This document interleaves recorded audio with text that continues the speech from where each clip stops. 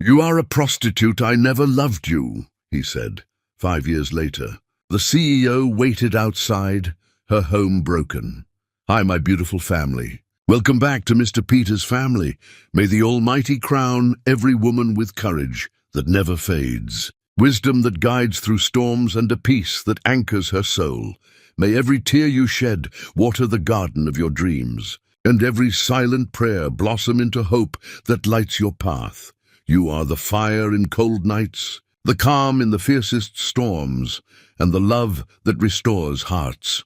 May your days overflow with kindness, your heart remain steadfast, and your spirit rise above every challenge. My precious family, don't stay silent tonight. Your presence keeps this home alive. A like is a hug of encouragement. A comment is a hand reaching out in love. This is Mission 1000 likes, for every woman who fights, believes and blooms despite it all.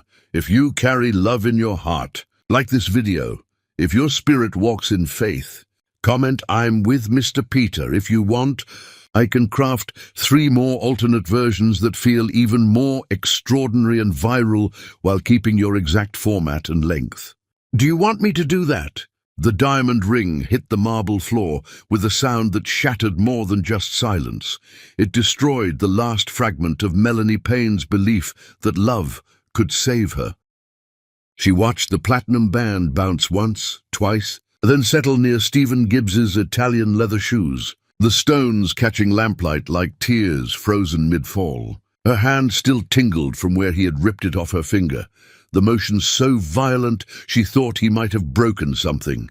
Perhaps he had. Perhaps everything inside her was breaking simultaneously, bones and heart and hope, all fracturing in symphony. "You are a prostitute," Stephen said, each word deliberate as a knife stroke. "I never loved you." Melanie's breath stopped. The penthouse walls seemed to press inward, oxygen vanishing from air that had held their laughter just hours before. She tried to speak, but her throat had closed around words that suddenly meant nothing. Behind Stephen, his mother Constance Gibbs stood like a sentinel of judgment, her expression carved from satisfaction and triumph. The older woman held a manila folder, thick with papers that apparently contained Melanie's entire fabricated destruction. "Stephen, please listen to me." Melanie's voice emerged broken, unfamiliar. "Whatever she told you, whatever you think you know, think I know." Stephen's laugh was acid. "I have bank statements showing deposits to your account from 17 different men. I have police reports detailing complaints filed against you for solicitation. I have photographs of you entering hotels with clients. I have testimonies from 3 separate individuals who paid you for services." The words slammed into her like physical blows. Melanie pressed both hands against her stomach, protective, desperate. She was carrying his daughters, twins growing inside her body. And this man she had loved with every particle of herself, was speaking to her like she was contamination. "None of that is real," she whispered. "Stephen, I work double shifts at the hospital. I'm a surgical nurse. You know where I am every moment. How could I possibly—" "Don't." His hand shot up, stopping her mid-sentence. "Don't insult my intelligence with more lies. My mother spent considerable resources investigating you after you refused to sign the prenuptial agreement. She discovered exactly what you are." Melanie turned toward Constance, seeing the hatred glittering in the older woman's eyes like gems. This woman had smiled at her during Sunday dinners, had complimented her homemade dishes, had kissed her cheek at holidays. All performance, all venom wrapped in politeness. "Why?" Melanie asked directly. "Why would you do this?" Constance's smile was surgical. "Your mother destroyed my reputation years ago when she exposed my personal affairs to the country club board. She cost me my position, my standing, my dignity. Did you think I would forget? Did you think there would be no consequences for her daughter daring to infiltrate my family?" The revelation struck like lightning. Melanie barely remembered her mother's involvement in some social scandal, a passing mention of standing up to powerful women who abused lesser staff. Her mother had been a housekeeper, brave and principled, now 5 years in her grave. She could not defend herself. She could not defend her daughter. And Constance had waited, patient as cancer, for the perfect moment to extract payment. "You built an entire false identity for me," Melanie said, horror spreading through her understanding. "You hired people to lie. You created documents. You manufactured evidence, all to punish me for something my mother did? Your mother was nothing," Constance replied, her voice smooth as poison. "And you are less than nothing. Stephen deserves better than a scheming girl who trapped him with pregnancy. I didn't trap anyone." Melanie's voice rose, breaking. "Stephen, please look at me. Really look at me. You know who I am. You know my heart. We've been together through everything. I would never..." "Stop talking." Stephen's command was ice. "I don't want to hear your voice anymore. It makes me sick. Everything about you makes me sick. The way you pretended to love me, the way you acted so innocent, so genuine. You're talented, I'll give you that. You almost had me completely fooled." Melanie pulled the sonogram photos from her purse with shaking hands, the images she had received that very morning. 2 perfect profiles, 2 beating hearts visible in grainy black and white. She held them towards Stephen like offerings. "Your daughters," she said, tears finally spilling. "Our daughters. They're real. They're growing. They have your chin," the technician said. "Look at them, Stephen. Please just look." He glanced at the photos with contempt. "Those babies probably aren't even mine. Given your profession, they could belong to anyone. I want a paternity test the moment they're born. And when it proves they're not my children, I want you prosecuted for attempted fraud." The cruelty was surgical, precise, designed to eviscerate. Melanie felt something fundamental dying inside her chest, something that had believed in goodness and love and the possibility of happiness. She looked at this man she had planned to marry, this man whose children she carried, and saw nothing familiar. He had become a stranger, wearing Stephen's face. "You have 1 hour," Constance announced, checking her diamond-encrusted watch. "Collect whatever you can carry and leave. The penthouse is Stephen's property. You have no legal claim here. If you're not gone within 60 minutes, I will have security physically remove you." "Stephen," Melanie tried once more, her voice barely audible. "I love you. I've only ever loved you. Whatever you believe right now, please just wait. Give me time to prove the truth. Don't throw away everything we built together." His eyes met hers, and in them she saw nothing but disgust. "I never loved you. Every moment we spent together was me tolerating your presence because I thought you were something you're not. You're trash dressed up as a lady. You're exactly what my mother said you are. Get out of my home." Melanie stood frozen, her world ending in increments. She looked at the penthouse they had decorated together, the kitchen where they had cooked weekend breakfasts, the couch where they had watched movies with her head on his shoulder. Everything felt like archaeological evidence of a life that never actually existed. She walked to the bedroom on legs that barely functioned and grabbed her work bag. She couldn't focus enough to pack properly. She pulled out a single change of clothes, her wallet, her phone. Nothing else seemed to matter. The engagement photos on the dresser mocked her. The wedding planning binder they had filled with dreams mocked her. The future they had sketched in whispered conversations mocked her most of all. When she returned to the living room, Constance and Stephen stood together like executioners, watching a condemned woman approach the gallows. Melanie walked past them without speaking, past the ring still glittering on marble, past the man who had just murdered her soul with words.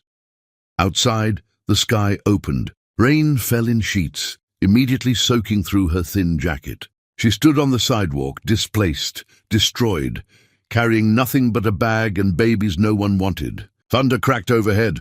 Lightning illuminated the city in stark flashes. She started walking without direction, without purpose, her mind blank except for the recurring thought that she needed to survive until morning, needed to find shelter, needed to protect the lives growing inside her.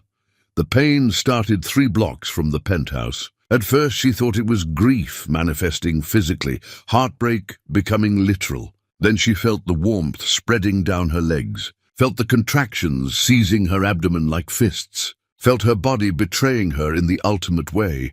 "No," she whispered, then louder. "No, no, no."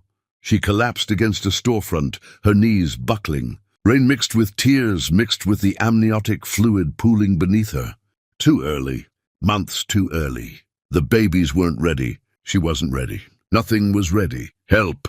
She tried to call out, but the word emerged weak, lost in storm sounds. An elderly woman appeared from nowhere, her wrinkled face suddenly hovering above Melanie's, her hands surprisingly strong as they supported Melanie's shoulders. "Hold on, sweetheart," the woman said. "I'm calling for help right now. Hold on." Everything blurred after that. Ambulance lights, hospital corridors, machines beeping, doctors shouting medical terms. Pain beyond anything Melanie imagined possible. And then, hours later in recovery, silence broken only by her own breathing. A nurse approached, her expression gentle. "Your daughters are alive. They're fighters, both in NICU, critical but stable. They'll need to stay for weeks, maybe months. But they're here. They're breathing." Melanie closed her eyes, tears sliding sideways into her hair. Riley and Kylie, she decided in that moment. Strong names. Fighter names. Names for girls who would survive everything this world threw at them. The elderly woman who had saved her appeared in the doorway. Her name was Birdie Walsh, and she visited every single day during those next months while the twins fought to grow strong enough to leave the hospital. She never asked questions about where Melanie came from or why she had been alone in a thunderstorm. She simply stayed. Melanie rebuilt herself atom by atom in that hospital. She vowed her daughters would never know weakness, never know the kind of vulnerability that let men destroy women with lies. She vowed to become untouchable. Years passed in determination and exhaustion and triumph. Then one afternoon, Stephen Gibbs received results from his medical team searching for a bone marrow match to save his life from the leukemia ravaging his body. Only 2 names appeared in the entire national database as compatible donors: Riley Payne and Kylie Payne, both 5 years old. Chapter 2, The Empire of Ashes, Birdie. Walsh's garage apartment smelled like lavender and old books, a combination that became synonymous with survival for Melanie during those first impossible months. The space was cramped, barely large enough for a twin bed and a donated crib, but it represented something more valuable than square footage. It represented a woman who looked at a stranger's catastrophe and chose compassion over convenience. Riley came home from the hospital first, weighing barely enough to qualify for discharge, her tiny chest rising and falling with determination that seemed too fierce for something so fragile. Kylie followed 3 weeks later, stronger but quieter, her dark eyes already watchful in ways that made the nurses comment. Melanie held them both against her chest and felt something ignite that transcended maternal instinct. She felt fury, the kind of fury that doesn't explode outward but turns inward, forging itself into steel. She worked night shifts at Mercy General Hospital, the same institution where she'd delivered the twins prematurely. Her supervisor had held her position open, an act of grace Melanie never forgot. She walked hospital corridors while the city slept, checking vitals and changing dressings and administering medications with hands that never trembled despite operating on 3 hours of sleep. Birdie stayed with the girls, this stranger who had become family through sheer persistence of kindness.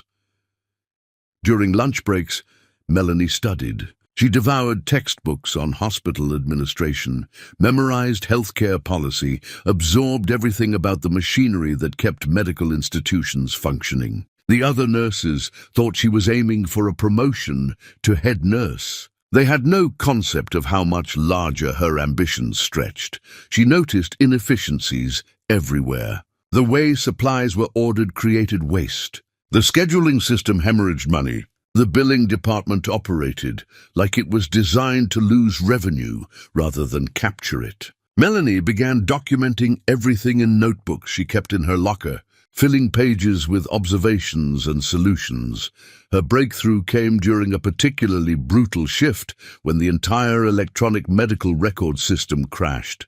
Chaos erupted. Doctors couldn't access patient histories. Nurses scrambled with paper charts that hadn't been updated. Melanie spent 16 straight hours manually coordinating information flow. creating a temporary system using whiteboards and color-coded folders that kept the emergency department functional while IT worked to restore the servers. The hospital administrator, Theodore Lansing, heard about the nurse who had single-handedly prevented catastrophe. He called her to his office, expecting to thank her, and was instead handed a 40-page proposal detailing how to prevent such failures and restructure information management. He read it overnight. The next morning, he offered her a position in hospital administration. Melanie declined. She countered with a different proposal. She wanted to overhaul their entire billing system first, prove her worth with measurable results, then discuss advancement. Theodore, a man who respected audacity, agreed. Within 6 months, Melanie had increased the hospital's revenue recovery by 18% by identifying billing errors and insurance claim issues that had been sliding through for years. Within a year, she had been promoted twice. Within 2 years, she was managing operations for 3 hospitals in the Lansing Medical Group. Within 3 years, she was director of operations overseeing their entire network. The woman who had been thrown away like garbage now made decisions affecting thousands of patients and hundreds of medical professionals. She wore designer suits that cost more than her old monthly rent. She drove a car that purred instead of rattled. She lived in a Victorian mansion that she'd bought with her own money, every dollar earned through brutal hours and relentless focus. Riley and Kylie thrived in private school, surrounded by children whose parents had never known desperation. They took piano lessons and art classes. They spoke with vocabulary that exceeded their years. They were polite and bright and utterly unaware that they'd been born into crisis, but something was missing from their lives, a particular warmth that should have existed between mother and daughters. Melanie provided everything material, attended every school function, ensured their health and education and safety. Yet when Riley reached for hugs, Melanie's embrace felt stiff. When Kylie asked questions about feelings, Melanie deflected toward facts. She had built an empire, but she lived in it behind glass. Birdie noticed, of course. The old woman had moved into a cottage on Melanie's property, an arrangement that benefited them both. She watched Melanie interact with the twins like a general managing troops rather than a mother loving children. "You're afraid," Birdie said one evening after the girls had gone to bed. Melanie was reviewing hospital reports at her dining table, barely looking up. "I'm not afraid of anything. You're terrified that if you let yourself feel too much, you'll break. So you feel nothing instead." "I feel everything necessary," Melanie replied, her pen still moving across paper. "The girls are happy, healthy, and secure. That's what matters. They're wondering why their mother doesn't laugh." The pen stopped. Melanie's jaw tightened, but she said nothing. "They see other mothers at school pickup," Birdie continued gently. "Other mothers who smile and joke and play. You're magnificent, Melanie. You've accomplished miracles. But you're so busy being strong that you've forgotten how to be soft." Melanie finally looked up, her expression unreadable. "Soft gets destroyed. I learned that lesson thoroughly." She returned to her reports, ending the conversation. But Birdie's words lingered like smoke, seeping into corners of Melanie's mind she preferred to keep sealed. Across the city, Stephen Gibbs was learning his own lessons about destruction. The inheritance he'd been so proud of felt hollow now. The social circles that once felt exclusive now felt suffocating. He attended charity galas and sat on boards and made decisions about manufacturing outputs. But everything tasted like ash. He drank scotch alone in his penthouse, the same penthouse where he'd destroyed Melanie, and wondered when the emptiness had started consuming him from inside. He dated occasionally, women from appropriate families with appropriate pedigrees, and found himself comparing each one to a ghost. None of them had Melanie's laugh. None of them had her particular way of arguing about movie plots. None of them looked at him like he was someone worth believing in. His mother remained pleased with herself, satisfied that she'd eliminated the threat to their family's dignity. She didn't notice that her son was dying slowly, poisoned by guilt, he couldn't admit, and regret he couldn't escape. Then came the diagnosis: acute myeloid leukemia, aggressive and merciless. The oncologist laid out treatment options with clinical efficiency: chemotherapy, radiation, and ultimately bone marrow transplant if a match could be found. Stephen went through the treatments in a fog, his body weakening while his mind filled with strange clarity. He thought about Melanie constantly during those long infusion sessions. He wondered where she was, whether she'd survived, whether the babies had been born. He told himself he'd been right to trust his mother, but the conviction felt flimsy now, constructed from fear rather than truth.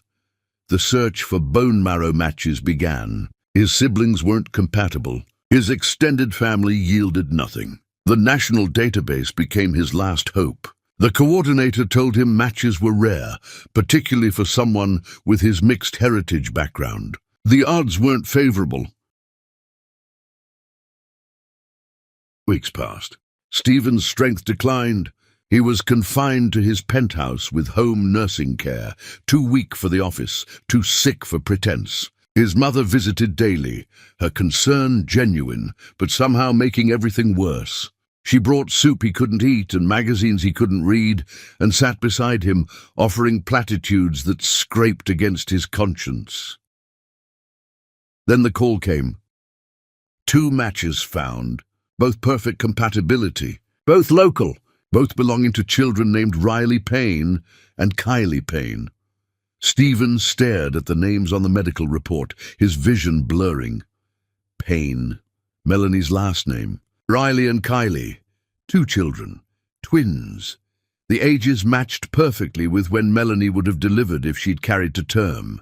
Though these children were listed as premature births, his hands shook as he reached for his phone, hiring a private investigator that same hour.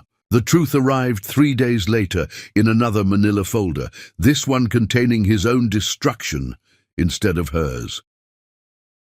Everything his mother had told him was fabricated, every document forged, every testimony purchased. The investigator had tracked down the actress paid to pose as Melanie in hotel photographs. He'd found the clerk who'd filed false police reports. He'd uncovered the digital trail of payments from Constance's personal accounts, and he'd found Melanie, successful beyond measure, raising 2 daughters alone, living a life that proved everything Stephen had believed about her was a lie. He was dying, and his only hope for survival was the mercy of the woman he'd destroyed and the children he'd never met. Chapter 3: The First Wound Reopened. The conference room occupied the top floor of the Lansing Medical Group headquarters. Glass walls offering a view of the city that sparkled like scattered diamonds against evening darkness. Melanie arrived precisely on time, flanked by her executive team, her presence commanding immediate attention without requiring announcement. She wore burgundy, a color that somehow suggested both power and warning, and her heels clicked against polished floors with rhythmic certainty. Stephen was already seated across the massive table, and the sight of him created a reaction Melanie hadn't anticipated. Not rage, which she'd prepared for, but rather a dizzying sense of temporal displacement, as if the past was bleeding into the present in ways that defied physics. He looked diminished, his frame carrying less weight than she remembered, his skin holding a greyish tint that suggested illness rather than health. His suit hung slightly loose on shoulders that had once filled doorways. Their eyes met across mahogany and legal documents, and something detonated silently in the space between them. Stephen's expression crumpled before he managed to reconstruct it into professional neutrality. Melanie allowed nothing to show on her face. Years of executive meetings having taught her the value of inscrutability. Theodore Lansing made introductions. Unaware of the history crackling through his conference room like approaching lightning, he spoke about partnership opportunities and healthcare initiatives and employee wellness programs, while Melanie and Stephen maintained perfect composure. The other executives contributed thoughts. Assistants distributed materials. The meeting progressed exactly as planned. Melanie spoke when necessary, her voice clear and authoritative, discussing implementation timelines and cost structures with the ease of someone who had forgotten more about hospital operations than most people ever learned. She never looked directly at Stephen, but she felt his attention on her like heat from an open flame, constant and impossible to ignore. Stephen struggled to concentrate on anything except the transformation sitting across from him. This woman bore Melanie's features, but inhabited them completely differently. Where the Melanie he'd known had been warm and open, this version radiated controlled frost. Where that Melanie had smiled easily, this one's expression remained professionally pleasant, but emotionally distant. He wanted to interrupt the entire meeting, to demand private conversation, to explain and apologize, and beg for understanding. Instead, he forced himself to participate in discussions about health insurance coverage and preventative care protocols. The meeting lasted 90 minutes. When Theodore announced they'd reconvene in 3 days to finalize details, relief flooded through Stephen. He needed time to prepare what he would say to Melanie when they were alone. He needed to find words adequate to the magnitude of his mistakes. But Melanie gathered her materials efficiently and stood, clearly intending to leave without any personal interaction. Stephen stood as well, moving faster than wisdom suggested given his weakened state. He intercepted her path to the elevator, his team and hers creating an awkward audience. "Melanie," he said, his voice emerging rougher than intended, "could we speak privately for just a moment?" She looked at him fully for the first time, and her eyes were stranger's eyes, polite but empty of recognition beyond the professional. "I'm not sure what we'd have to discuss beyond the partnership terms, Mr. Gibbs. If you have concerns about the proposal, please direct them to my office through appropriate channels." "Mr. Gibbs," Stephen repeated, the formal address striking like a slap. "Melanie, please." 5 minutes. "That's all I'm asking. My schedule is fully committed this evening," she replied, already moving past him. "But I'm confident we can address any professional questions during our next scheduled meeting." Stephen reached out instinctively, his hand almost touching her arm before he caught himself. The nearness was enough to make Melanie pause and turn back, and for a brief instant something flickered across her carefully maintained expression. Not softness, but acknowledgement that he existed as more than a business contact. "I know what I did to you," Stephen said quietly, aware of their audience but desperate enough not to care. "I know the truth now. I know everything was a lie. Please, just give me a chance to explain what happened. Let me tell you how sorry I am." Melanie's face returned to that professional neutrality, but her words carried edges sharp enough to draw blood. "Mr. Gibbs, I'm afraid you're confusing me with someone from your past. I'm here representing the Lansing Medical Group's interests in a potential partnership with your organization. Our personal lives are entirely separate from these proceedings. I suggest you maintain that distinction."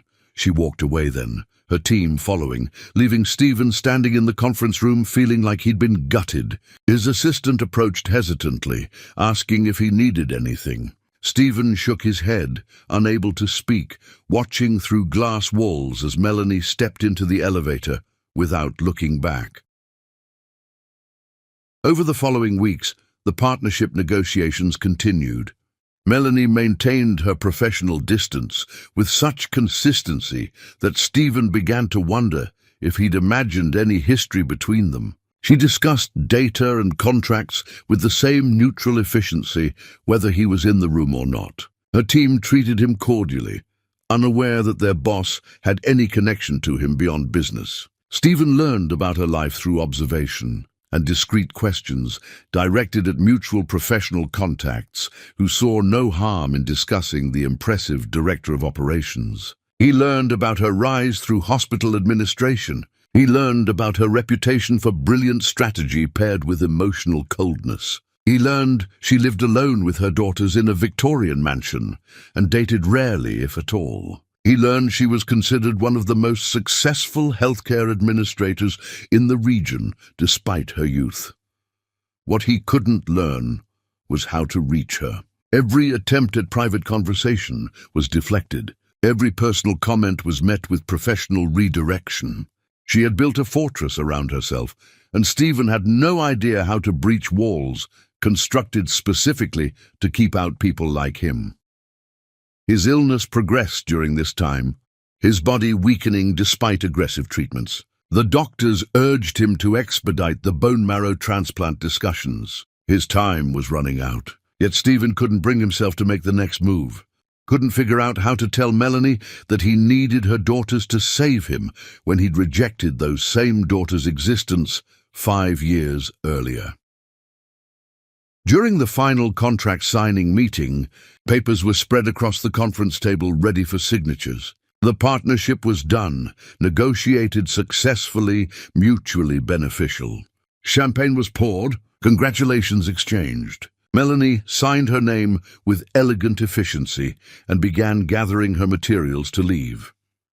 Stephen's phone buzzed. His doctor's name appeared on the screen with a message marked urgent. He excused himself to the hallway and read the text that changed everything. The genetic testing results had been entered into the National Donor Database. 2 perfect matches existed for his bone marrow transplant. Riley and Kylie Payne. The system had automatically flagged them as potential donors and would be sending official contact letters to their guardian. Stephen's legs went weak. He leaned against the wall, phone trembling in his hand. Melanie would receive those letters within days. She would know he needed her daughters. She would finally understand why he'd been so desperate to speak with her. When he returned to the conference room, Melanie was gone. Chapter 4. The Truth That Destroys Twice. The letters arrived in identical white envelopes, official and clinical, requesting that the guardians of Riley Payne and Kylie Payne contact the National Marrow Donor Program regarding a potential match for an urgent transplant case. Melanie found them in her mailbox on a Tuesday evening, sandwiched between grocery store flyers and a magazine subscription. She stood in her driveway holding them, the autumn air sharp against her face, and felt reality tilt sideways. Riley and Kylie were upstairs finishing homework, their voices drifting through open windows as they argued good-naturedly about something insignificant. Normal childhood sounds, safe sounds. Melanie looked at the envelopes and understood immediately that normalcy was about to detonate. She didn't open them right away. Instead, she walked through her house, touching familiar surfaces, grounding herself in the life she'd built. The kitchen where she made the twins breakfast every morning, the living room where they watched movies on Friday nights, the office where she worked late after they were asleep. Everything solid, everything real, everything she'd constructed from absolute zero. Finally, in her bedroom with the door locked, she opened the first envelope. Medical jargon filled the page, but certain phrases jumped out with violence. Urgent need, perfect genetic match, life-saving procedure.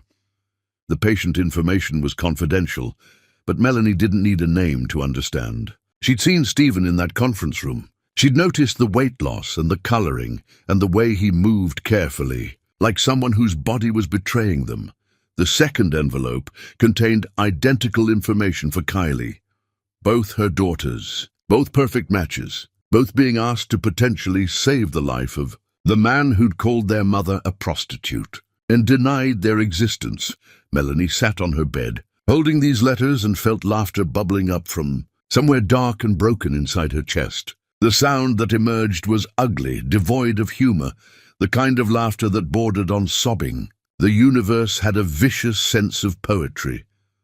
She spent that night researching bone marrow donation procedures for pediatric donors, reading medical journals and clinical studies until her eyes burned. The procedure was relatively safe, performed under general anesthesia, with recovery times usually measured in days rather than weeks. The risks were minimal but present: infection, reaction to anesthesia, pain, discomfort, nothing catastrophic. But her daughters would be sedated and subjected to needles piercing their bones to extract marrow that someone else needed to survive.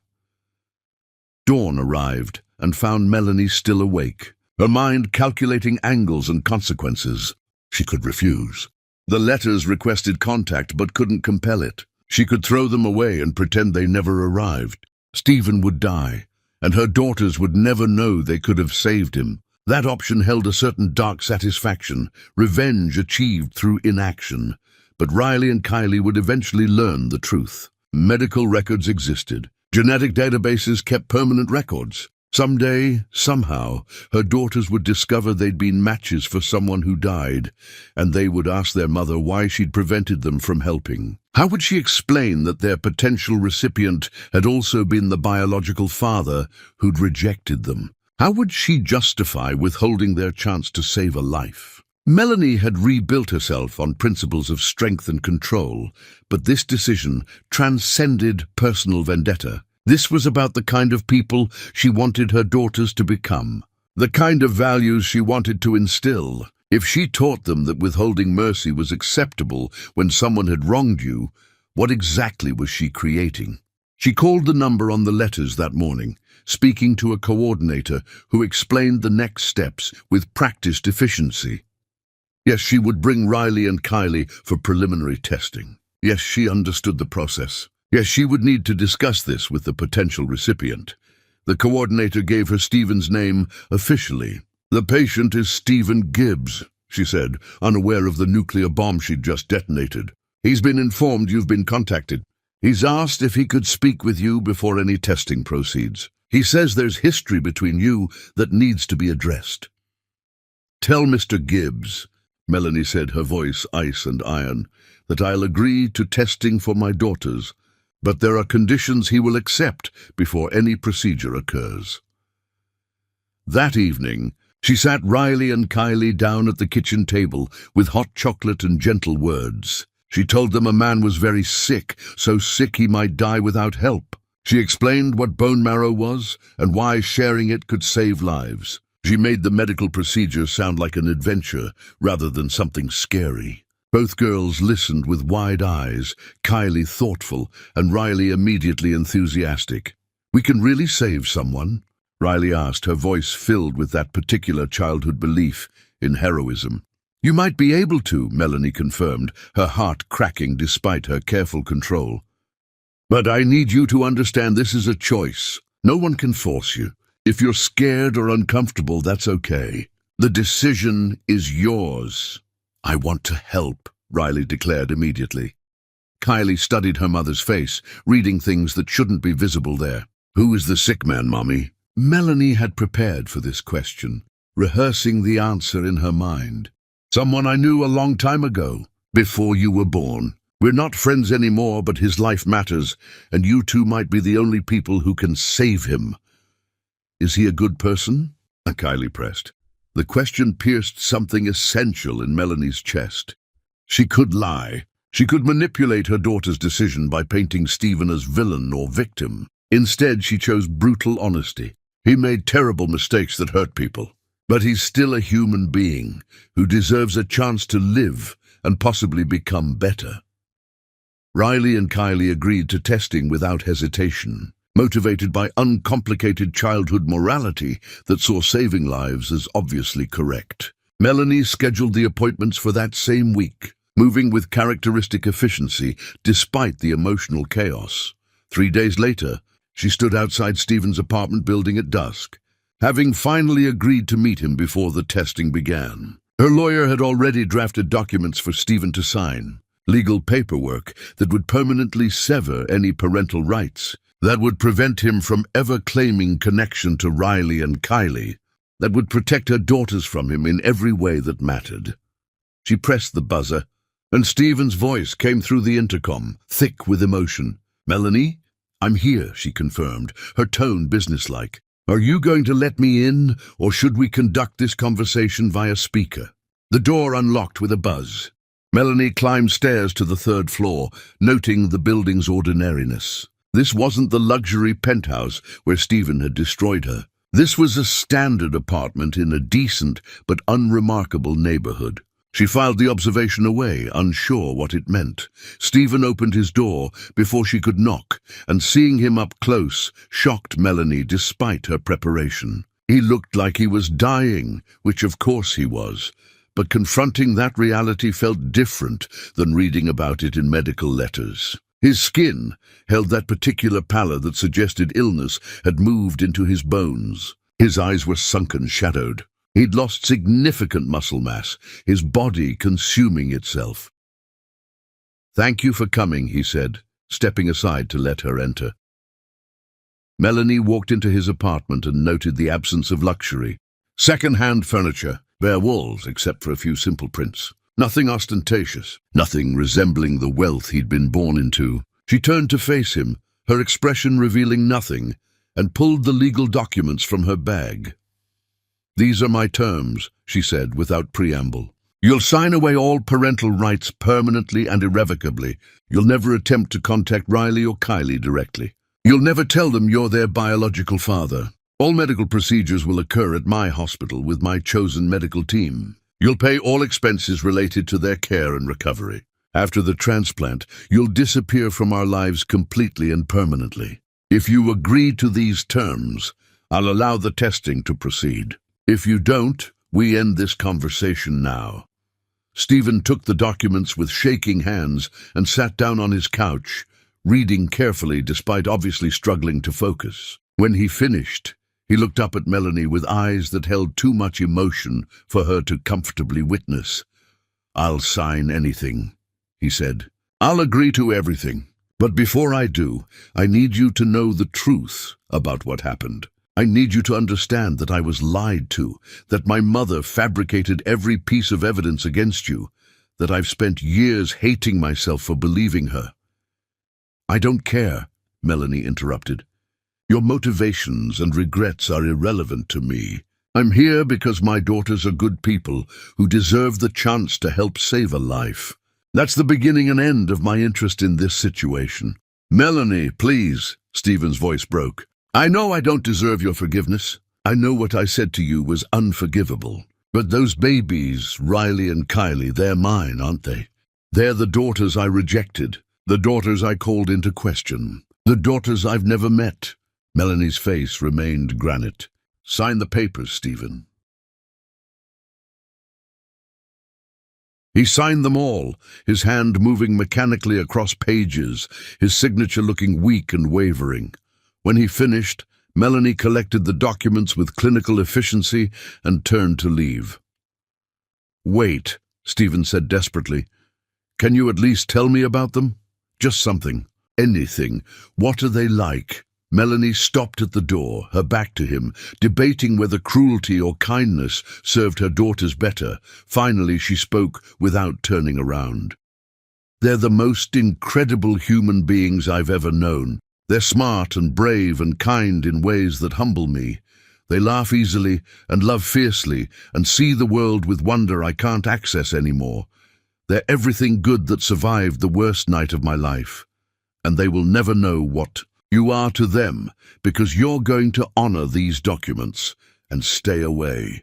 She left then, walking down the stairs and out into the evening, breathing deeply to control the emotions threatening her carefully maintained composure. She had done what needed to be done, protected her daughters, controlled the situation, maintained her strength, so why did she feel like she was standing on ground that might crumble at any moment? Chapter 5. The surgery that changes nothing. The hospital where Riley and Kylie would undergo their procedures had been transformed into something resembling a fortress at Melanie's insistence. She'd assigned her most trusted surgical team, personally reviewed every protocol, and ensured that not a single detail escaped her oversight. The pediatric wing had been essentially cordoned off, access restricted, security doubled. If control could ensure success, then this surgery would proceed with mechanical perfection. Stephen had been admitted to a separate floor, his pre-transplant conditioning already underway. Chemotherapy and radiation had further ravaged his already compromised system, preparing his body to accept the new bone marrow by destroying his existing diseased cells. Melanie had arranged the logistics so that their paths would never cross within the hospital, maintaining the separation she'd mandated. But Riley had different plans. On the morning before the scheduled procedures, Melanie arrived at the hospital. To find her daughter sitting in the cafeteria with a sketch pad, her tongue stuck out slightly in concentration as she drew. Keely sat beside her sister, watchful as always, clearly having tried to redirect Riley's determination and failed. "What are you doing here?" Melanie asked, her tone sharper than intended. "You're supposed to be in your room resting." Riley looked up, completely unrepentant. "I wanted to make a card for the sick man. It's scary being in the hospital. I thought it might make him feel better." The drawing showed flowers and sunshine and birds, rendered in the enthusiastic but imperfect style of childhood artwork. Words scrawled across the top read, "Get well soon," in Riley's careful printing. Melanie's chest tightened in ways that felt dangerous. "Baby, that's sweet, but we've discussed this," Melanie said, sitting down beside her daughters. "The man we're helping doesn't need to know who you are. This is anonymous donation." "But that's silly," Riley protested. "How can helping someone be anonymous? We're here. He's here. Why can't I just give him a card?" "Because sometimes adult situations are complicated in ways that are hard to explain." Melanie tried, grasping for language that would satisfy a 6-year-old without revealing truths she wasn't ready to share. Kylie studied her mother's face with that disconcerting perceptiveness that always made Melanie feel exposed. "You don't like the sick man," she observed. "That's why we can't meet him." Melanie wanted to deny it, but lying to her daughters had never been her practice. It's not about liking or disliking. It's about keeping things simple and protecting you both from situations you don't need to be involved in. "But we are involved," Kylie countered with logic beyond her years. "We're giving him part of ourselves. That seems pretty involved." Before Melanie could respond, a nurse appeared, looking apologetic. "Ms. Payne, I'm sorry, but there's a situation with the patient on the 8th floor. He's asking specifically for Riley and Kylie. He says he just wants to see them for a moment before tomorrow's procedures. He's quite upset." Melanie's jaw tightened. "Tell Mr. Gibbs the answer is no. We had an agreement." "Mom," Riley said quietly, "if he's really that upset, maybe we should just say hi. What if he's scared? I'd be scared if I was that sick." Adult logic in her daughter's voice created a sensation in Melanie's chest, like something fracturing. She looked at her daughters, Riley with her drawing and her open heart, Kylie with her protective vigilance and her questioning eyes, and realized they were better people than she was. They possessed grace she'd locked away years ago in favor of survival. Against every instinct, Melanie agreed to one brief visit. Stephen's hospital room felt smaller than it should have, compressed by the presence of too much emotion contained in insufficient space. He sat propped in his bed, connected to various monitors and IV lines, his appearance shocking despite Melanie's preparation. The treatments had stripped away any remaining pretense of health. He looked like a man at the edge of existence, held in place by medical intervention and desperate hope. When Riley and Kylie entered with their mother standing guard behind them, Stephen's face crumpled completely. Tears spilled down his cheeks unchecked. He tried to speak and couldn't, his throat working around words that refused to emerge. He simply stared at these two girls, their faces containing echoes of his own features mixed with Melanie's, their presence in his room feeling like hallucination except for their absolute solidity. Riley, moved by instinct toward suffering, approached his bedside without fear. "Don't cry," she said gently. "Crying makes being sick worse. That's what Mommy always tells us." "You're so beautiful," Stephen managed, his voice wrecked. "Both of you. You're the most beautiful thing I've ever seen." Kylie hung back, still watching, still evaluating. "Are you very scared?" she asked directly. Stephen nodded, unable to construct defensive lies in the presence of such straightforward questioning. terrified, he admitted. We're a little scared too, Kylie confessed, but Mom says the doctors are the best and we trust her. She wouldn't let anything bad happen to us. The acknowledgement of Melanie's role, spoken with such complete faith, created a moment of unbearable awareness. Stephen looked at Melanie standing in the doorway, her expression carefully neutral, and understood exactly what she'd built while he'd been drowning in guilt. She'd become everything, protector and provider, and the single pillar holding up these children's entire world. Riley pulled out her drawing and placed it on Stephen's bedside table. I made this for you, to help you feel braver. Stephen picked up the card with trembling hands, studying the flowers and birds and sunshine like they were sacred texts. This is the most wonderful gift anyone has ever given me, he said, meaning it absolutely. I'm going to keep this forever. Forever is a long time, Riley said seriously. But if you get better, maybe you can see us again sometime? Mummy says we can't, but maybe she'll change her mind if you get well. Melanie intervened then, her voice gentle but firm. Girls, we need to let Mr. Gibbs rest now. We all have a big day tomorrow. Stephen reached into the drawer of his bedside table and pulled out 2 small wrapped boxes. I was hoping I'd get to meet you, he said, handing one to each girl. These are for after your procedures. To thank you for being brave enough to help me. Inside each box was a silver bracelet, simple and beautiful, engraved with their names. Riley put hers on immediately, admiring how it caught the light. Kylie held hers more carefully, still evaluating, still protecting something she couldn't name. Thank you, both girls said, their manners automatic from Melanie's teaching. As they left the room, Riley turned back one more time. I hope we make you better, she said with all the fierce certainty of childhood. I hope you get to do everything you want to do and be really, really happy. Stephen waved goodbye, still crying, still clutching the card Riley had made, and Melanie ushered her daughters out before the moment could expand into something even more complicated. The surgery day arrived with clinical efficiency. Both procedures were scheduled simultaneously in adjacent operating rooms. Melanie split herself between them, her scrubs and surgical mask hiding everything except her eyes as she watched the team's work. Riley's extraction went smoothly, the needles penetrating her hip bones and withdrawing marrow with practiced precision. Kylie's followed identically, both girls unconscious and peaceful, unaware of the gift they were giving. Stephen's transplant began hours later after the marrow had been processed and prepared.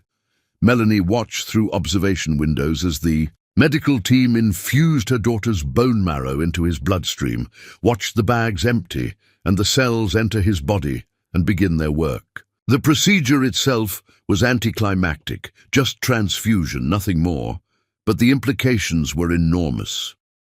Recovery proceeded according to expectations. Riley and Kylie woke up sore but resilient, their bodies bouncing back with characteristic childhood vigor. Within days, they were walking the hallways, annoying the nurses with questions and demanding to return home. Stephen's recovery was slower, more tentative, his body still fighting the battle between rejection and acceptance as the new marrow attempted to establish itself in his bones. Melanie visited Stephen's room once during his isolation period, maintaining the clinical distance of a hospital administrator checking on procedures within her facility. He lay behind plastic barriers, protected from infection, his body stripped of immune function and waiting to see if the transplant would take. The girls are fine, she told him through the barrier. They're recovering perfectly. They'll be discharged tomorrow. Thank you, Stephen said, his voice weak but sincere, for everything, for letting them help me, for bringing them to see me, for giving them life at all. Melanie said nothing, just turned to leave. I dream about them, Stephen continued, stopping her. Every night since I met them, I dream about all the moments I missed. First words, first steps, first everything. I dream about being there for them, and then I wake up and remember I have no right to any of it. You don't, Melanie confirmed, her voice without inflection. Those moments belong to them and me. You're just the person whose life they saved. She left him in isolation, surrounded by machines and plastic barriers and regret that served no constructive purpose. His survival was no longer her concern beyond professional obligation. The documents were signed. The boundaries were established. After discharge, he would disappear from their lives permanently, except Riley kept asking about him. She wanted to know if the sick man was getting better.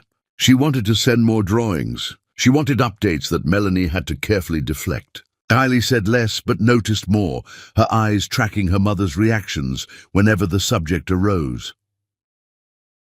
2 weeks after the transplant, Melanie received notification that Stephen's body was accepting the new bone marrow. The engraftment was successful. His prognosis had shifted from terminal to hopeful. He would live, carried forward by cells her daughters had given him. Biological life saved by biology he'd rejected when it was convenient. The irony tasted bitter in ways Melanie couldn't fully process. Chapter 6. The Poison That Never Stops Spreading. Constance. Gibbs arrived at the Lansing Medical Group headquarters on a Tuesday afternoon, announced and expected. Her presence creating immediate ripples through the administrative staff. She moved through the building like visiting royalty, her designer clothes and diamond jewelry announcing wealth before words became necessary. By the time she reached Melanie's office, every employee had been alerted that someone significant had arrived.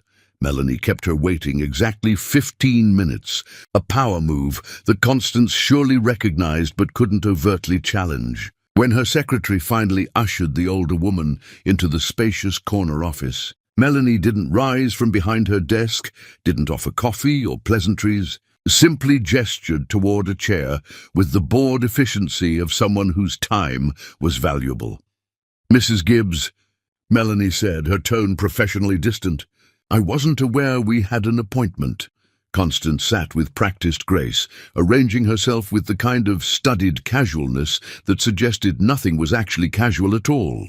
She studied Melanie's office, the prestigious medical degrees framed on walls, the awards acknowledging administrative excellence, the view overlooking the city's medical district, and her expression revealed grudging respect beneath layers of resentment. "You've done well for yourself," Constance observed, the compliment edged with something sharp. "Quite the transformation from the desperate girl my son threw out 5 years ago." Melanie's face showed nothing, her executive training serving her well. "If you came here to reminisce about your past cruelties, you've wasted your time. I have meetings scheduled shortly." "I came to congratulate you," Constance said, her smile perfectly polished and completely devoid of warmth. "You managed to position yourself exactly where you needed to be, close enough to my son during his illness to offer salvation through those girls. Quite strategic. I underestimated your long-term planning abilities." The accusation hung between them, absurd and insulting and so perfectly Constance that Melanie almost laughed. "You think I engineered your son's cancer? That I somehow anticipated needing leverage 5 years in advance? Your paranoia has reached clinical levels, Mrs. Gibbs. I think you're an opportunist who saw a chance to extract revenge or resources or both," Constance countered, her voice remaining pleasant despite the venom beneath. "Stephen is weak, always has been, emotional, susceptible to manipulation. He's convinced himself he wronged you when he simply made a prudent decision to eliminate an unsuitable partner." Melanie leaned forward slightly, her eyes locking onto Constance with predatory focus. "Let me clarify something for you since you seem confused. I don't want your son. I don't want your family's money. I don't want anything from either of you, except permanent absence from my daughters' lives. Stephen needed their bone marrow, and I allowed them to help him because they're better people than I am. That's the beginning and end of the story. Then why all the restrictions?" Miss Constance pressed. "Why the legal documents preventing him from acknowledging his own children? Sounds like control to me. Sounds like someone positioning for future demands." Melanie stood, moving around her desk with deliberate slowness, her height and presence dominating the space. She planted her hands on her desk's edge and leaned toward Constance with an expression that could have frozen sunlight. Those restrictions exist because your son looked at me while I carried his daughters and called me a prostitute, because he told me I'd trapped him, because he threw me out while I was pregnant and didn't care whether his children lived or died. I won't let Riley and Kylie anywhere near a man capable of that level of cruelty. And I certainly won't let them near the woman who orchestrated the entire destruction. Constance's composure finally cracked slightly, a muscle jumping in her jaw. I protected my family. You destroyed one, Melanie corrected. Mine? For something my mother did decades ago. You're not protective, Mrs. Gibbs. You're vindictive and pathetic, and so desperate to maintain control that you'll sacrifice anyone to preserve your illusions. The older woman stood as well, drawing herself up with offended dignity. You think you've won something. You think you've risen above your station and proven yourself. But you're still the housekeeper's daughter who tried to infiltrate her betters. Stephen may have momentary guilt, but eventually he'll remember who he is and where he comes from. He'll rebuild his life with appropriate people, and you'll return to obscurity.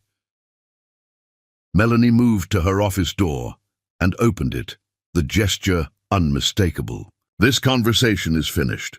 Leave my building, Mrs. Gibbs, if you contact me again. If you come near my daughters, if you make any attempt to interfere in our lives, I will destroy what remains of your reputation with documented evidence of everything you did 5 years ago. Constance's eyes widened slightly. You're threatening me? I'm explaining consequences, Melanie clarified. I have the actress you hired to pose as me in those hotel photographs. I have the clerk who filed false police reports. I have bank records showing payments from your accounts. I have testimony and documentation and evidence enough to prove fraud and defamation. They've held on to all of it, just waiting to see if you'd be foolish enough to reappear in my life. The color drained from Constance's face. Stephen doesn't need to know any of this. He's recovering. The stress could... Stephen already knows, Melanie interrupted. He hired investigators after discovering Riley and Kylie existed. He knows everything you did. He knows exactly what you are, and that knowledge is eating him alive in ways I find deeply satisfying.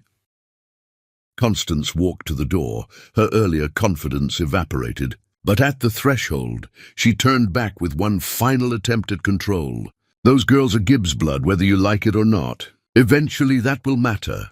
Those girls are pains, Melanie said with absolute conviction. They carry my name, my values, and my strength. Your family's poison doesn't touch them because I won't let it.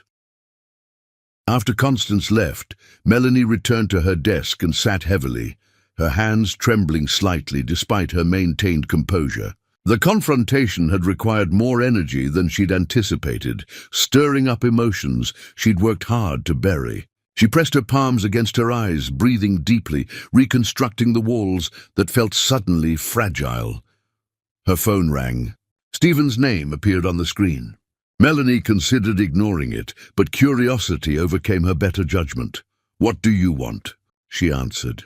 "My mother just called," Stephen said, his voice carrying a mixture of anger and exhaustion. "She told me about her visit to your office. I'm calling to apologize for her and to promise she won't bother you again. Your promises mean nothing, Stephen. Your mother's behavior is yours to manage. Keep her away from me and my daughters, or I'll follow through on what I told her." "I believe you," Stephen said quietly. "And I want you to know I've severed contact with her completely. I'm done enabling her toxicity. I'm done pretending her actions were somehow protective rather than destructive." Melanie processed this information, uncertain how to weight it. "That's your decision to make about your family. It doesn't change anything between us." "I know," Stephen agreed. "But I wanted you to hear it from me. I'm trying to become someone different. Someone who would have believed you 5 years ago. Someone who would have stood up to his mother instead of letting her poison everything I touched." "Oh, good for you," Melanie said flatly. "Now leave me alone." She hung up before he could respond, but his words lingered uncomfortably. She didn't want to acknowledge his transformation. She didn't want to believe people could change that fundamentally. Accepting that possibility meant confronting the reality that she'd frozen herself in trauma while the world around her kept moving. That evening, she found Riley trying on her silver bracelet again, admiring how it caught lamplight. "Mom, do you think the sick man is all better now?" "He's recovering," Melanie confirmed carefully. "The doctors say he's doing well." "Good," Riley said with satisfaction. "I'm glad we could help him. It feels nice to help people." Melanie pulled her daughter close, breathing in the scent of her shampoo, feeling the warmth of her small body. "You're an incredible person, Riley. You and your sister both. I'm so proud of who you are. Can we meet him again sometime?" Riley asked. "Just to see if he's okay?" The question landed like a stone in water, creating ripples Melanie couldn't control. "We'll see," she deflected. The classic parental non-answer that satisfied nothing. But as Riley drifted off to sleep that night, bracelet still on her wrist, Melanie stood in the doorway watching and wondered whether the walls she'd built were protecting her daughters or imprisoning them. Whether strength meant never bending or knowing when rigidity would cause more damage than flexibility. She had no answers, only the same tight control she'd maintained for years and a growing sense that something fundamental was shifting beneath her carefully constructed foundation. Chapter 7. The counted man who lives outside her gates. Stephen's recovery progressed with medical efficiency but emotional complexity that defied clinical charts. His body accepted the bone marrow transplant with surprising enthusiasm, his blood counts rising steadily, his energy returning incrementally. Within months, he was discharged from intensive medical supervision, cleared to resume normal activities with continued monitoring. Physically, he was healing. Mentally, he remained fractured in ways that couldn't be measured by blood tests. He sold his remaining stake in what had been Gibbs Manufacturing, the final severance from his family's legacy. The money felt like an ending rather than a beginning. Wealth, accumulated through generations of work, he could no longer pretend mattered. He donated significant portions to medical research and organizations supporting single mothers, attempting to convert inherited privilege into something useful. Then he did something that shocked everyone who knew him. He enrolled in a social work program at the local university, starting as a mature student among people half his age. His classmates couldn't understand why someone with his background would choose such challenging and undercompensated work. Stephen didn't explain that he was trying to learn how to see suffering without looking away, how to help without condescension, how to become someone who might deserve a second chance he knew he'd never receive. But his healthiest habit warred with his most destructive one. While Stephen built a new life during daylight hours, he spent evenings existing in Melanie's orbit like a ghost, unable to leave the place it died. He told himself he just wanted to see the daughters who'd saved him, just wanted to ensure they were thriving, just needed proximity to the miracle that had given him life. The truth was more complicated and more pathological. He knew Riley and Kylie's school schedule. He knew they attended Willowbrook Academy, that they wore navy uniforms with the school crest, that they were in first grade now. He found himself parking near the school during afternoon dismissal, watching from inside his car as they emerged, laughing and talking. Riley was always more animated, her hands gesturing as she told stories. Kylie walked slightly behind, watchful, occasionally interjecting calmer observations. Stephen never approached them, never violated the legal boundaries Melanie had established. But he watched, and the watching became an addiction he couldn't break. He saw them at the park on Saturday mornings, recognized the pattern after observing 3 consecutive weekends. They came with Birdie Walsh, the elderly woman who clearly served as their grandmother figure, and they played on equipment with the fearless energy of childhood. He sat on benches far away, pretending to read books he never actually processed. his attention entirely consumed by these two girls who carried his genetic code and nothing else of him. Melanie noticed immediately. Her security system tracked his vehicle, appearing repeatedly near her property. Her contacts at the school mentioned a man sitting in a car during dismissal. Theodore Lansing asked carefully if there was a problem with Stephen Gibbs, because he'd been observed at several locations where Melanie frequented. She could have obtained a restraining order easily. Should have, probably. But something stopped her. Perhaps it was the satisfaction of watching him suffer. Perhaps it was understanding that his punishment was self-inflicted and therefore more meaningful than anything she could legally impose. Perhaps it was simply exhaustion from maintaining rage for so long. Whatever the reason, Melanie allowed Stephen to exist in their periphery, present but never touching, seeing but never connecting. Her decision to tolerate his presence didn't mean she trusted it. She increased security around the girls, ensured they were never unsupervised in public spaces, and maintained constant awareness of their surroundings. But she didn't confront Stephen, didn't force his removal, didn't take the legal actions available to her. Riley noticed him first, of course. She had her father's observational skills, even if she knew nothing about their connection. "There's a man at the park who's always there when we are," she mentioned casually one afternoon. "He just sits and reads. He seems sad." Melanie's blood went cold despite expecting this eventually. "Has he ever talked to you?" "No, never," Riley confirmed. "He's just there. Kylie thinks he's lonely." "He probably is lonely," Kylie added quietly. "He looks like someone who lost something important." Melanie processed her daughter's observations, disturbed by their perceptiveness. "If that man ever approaches you, ever tries to talk to you, you come find me immediately. Understand?" Both girls nodded solemnly, sensing the seriousness beneath their mother's calm tone. They knew their mother's protective instincts bordered on fierce, that crossing certain boundaries would trigger responses they'd never witnessed, but could somehow feel waiting. Stephen's transformation continued in other ways. He started volunteering at a crisis center for men dealing with substance abuse and domestic violence, using his own story as cautionary tale about the dangers of unchecked privilege and unexamined assumptions. He spoke at schools about the importance of questioning authority, even parental authority, about thinking independently rather than accepting prejudice. He wrote articles for local publications about accountability and change, his byline becoming associated with difficult conversations about class and power.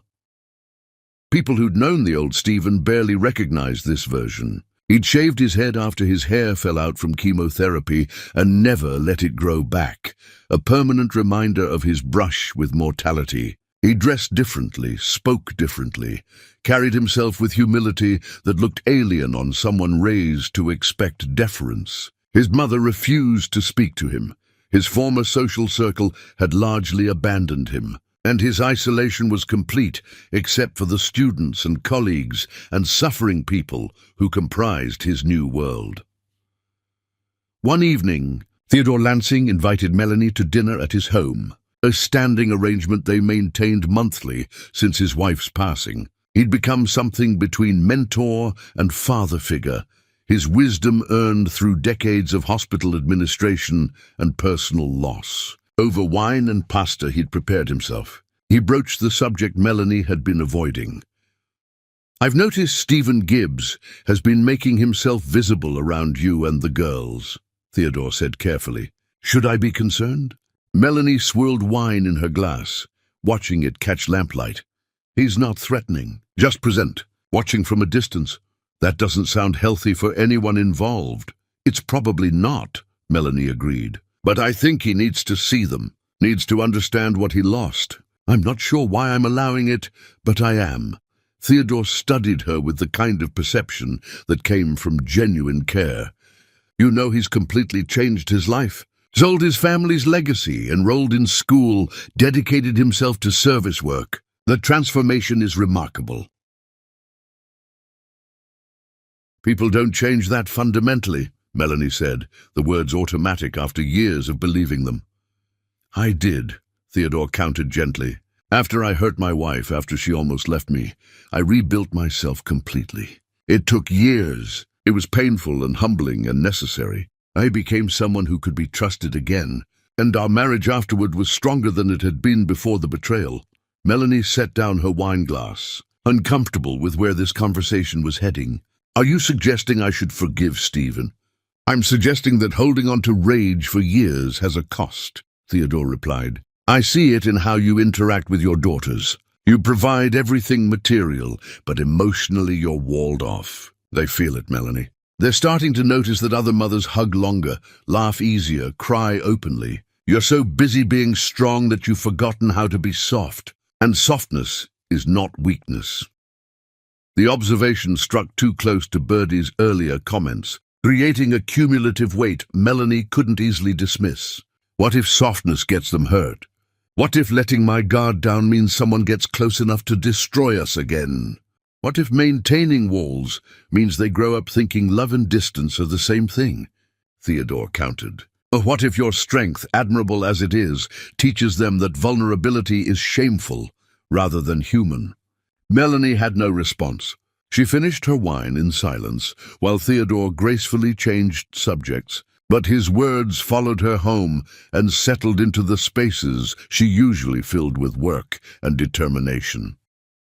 That night, she found Riley crying quietly in her room, unusual for her typically cheerful daughter. When Melanie asked what was wrong, Riley looked up with eyes that seemed far too old for her face. Do you love us, Mom? The question detonated something in Melanie's chest. Of course I love you, more than anything in the world. Why would you even ask? Because you never say it, Riley explained, wiping tears with her pajama sleeve. And you don't hug us the way other moms hug. You pat our backs instead. And you never cry or laugh really hard or seem happy. You just seem busy. Melanie sat on Riley's bed, feeling like she'd been struck. She pulled both her daughters close. Kylie had appeared in the doorway, drawn by voices, and held them with an intensity she'd been rationing for years. I love you both so much that sometimes I can barely breathe from how much I love you. You are my entire world. Everything I've built, everything I've become, it's all for you. Then why don't you show us more? Kylie asked, her voice small. Why does it feel like we have to be perfect for you to be happy? The words cracked something essential in Melanie's carefully maintained facade. Her daughters were right. She'd been so focused on providing safety and security that she'd forgotten to provide warmth. She'd given them everything except the thing they needed most, a mother who could show emotion without fear that feeling too much would break her again. She spent that night lying awake. Riley and Kylie curled against her in a pile of closeness they'd needed for years and confronted realities she'd been avoiding. Her daughters were growing up watching her model a life of control and distance. They were learning to associate strength with emotional absence. And somewhere out in the darkness, the man who'd destroyed her was becoming someone who might actually deserve a second glance. None of it made sense. All of it made her uncomfortable. But ignoring it was no longer an option. Chapter 8. The Cracks in Her Fortress. The music boxes arrived on Riley and Kylie's 7th birthday. 2 identically wrapped packages left on Melanie's porch without explanation. The wrapping paper was simple craft brown with white string, the kind of minimalist aesthetic that suggested thought rather than convenience. No card, no return address, just 2 boxes emanating faint mechanical sounds when shaken. Melanie stood in her foyer holding them, knowing immediately who'd sent them, despite the anonymity. She could dispose of them before the girls woke up, maintain the boundaries she'd established, prevent this intrusion into their carefully managed existence. But Riley appeared at the top of the stairs, her hair sleep-mussed, her face lighting up at the sight of wrapped presents. "Are those for us?" she called, already descending with the energy of a child on her birthday.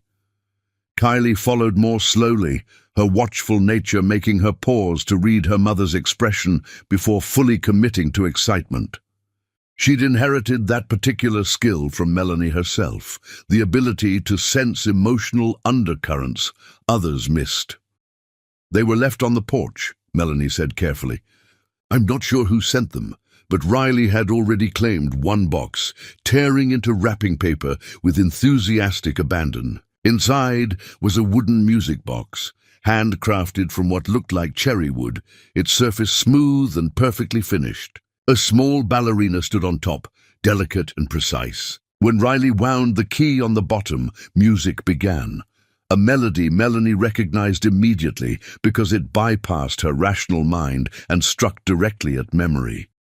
It was the song she used to hum while pregnant, a lullaby her own mother had sung to her, a tune she'd often found herself unconsciously repeating during those months when Stephen had still loved her, or when she'd believed he loved her. Before everything shattered, Kylie opened her box to find an identical music box, the twin to Riley's, the ballerina spinning in synchronized time to the same haunting melody. Both girls were enchanted, winding their boxes repeatedly, watching the figurines pirouette, unaware their mother had gone rigid with memory. These are beautiful, Riley breathed. Who do you think sent them? Probably Birdie, Melanie lied, her voice not quite steady. She loves surprising you both. But Birdie appeared in the kitchen doorway with her own wrapped gifts, looking confused. Those aren't from me, dear, though they're lovely. Whoever made them put real craftsmanship into the work. The girls didn't pursue the mystery, too absorbed in their new treasures to worry about provenance. But Melanie spent the day distracted, the melody from those music boxes threading through her thoughts like an unwelcome ghost. Stephen had remembered. After all these years, he'd remembered what she hummed, what brought her comfort, what she'd shared with the daughters he'd rejected. That evening, after cake and presents and the exhausted satisfaction of celebrated childhood, Birdie found Melanie alone in the kitchen washing dishes with unnecessary force. You know who sent them, Birdie observed, not quite a question. I suspect, Melanie admitted. And it's bothering you. It's invasive. It's crossing boundaries. It's thoughtful, Birdie interrupted gently. It's remembering something personal and using it to bring joy to children he's not allowed to know. You can be angry about many things Stephen Gibbs has done, Melanie, but being angry about kindness makes you look like you're searching for reasons to maintain walls. Melanie turned to face the older woman, her frustration evident. What am I supposed to do? Forgive him? Pretend the past didn't happen? Let him waltz back into our lives like the last 7 years were some unfortunate misunderstanding? I'm not suggesting any of that, Birdie replied calmly. I'm suggesting you might be exhausting yourself by holding a defensive position against someone who stopped attacking. He's not trying to take your daughters. He's not demanding rights or recognition. He's existing quietly at a distance and occasionally sending anonymous gifts. That's not warfare. That's penance. I don't want his penance, Melanie said, but the words felt hollow. Then what do you want? Birdie pressed. And I mean really want, not what you think you should want or what feels safest. What would actually let you breathe easier? Melanie had no answer. She'd spent so many years knowing exactly what she wanted. Security, success, protection for her daughters, impenetrable walls around her heart. But somewhere along the way, those goals had shifted from aspirations to prisons, structures she'd built that now confined her as much as they defended her. The following weeks brought subtle shifts in Melanie's carefully controlled existence. She noticed herself hugging Riley and Kylie longer, lingering in their embrace rather than pulling away after perfunctory contact. She started laughing at their jokes instead of just smiling politely. She cried during a movie they watched together, actually cried instead of maintaining composure, and the girls looked shocked and then deeply satisfied, as if witnessing their mother's tears confirmed something essential they'd been questioning. Work continued demanding her attention, but Melanie found herself delegating more, leaving the office earlier, prioritizing presence over productivity in ways that would have been unthinkable months earlier. Theodore noticed and approved, commenting that she seemed lighter somehow, less like she was carrying the entire hospital system on her shoulders alone.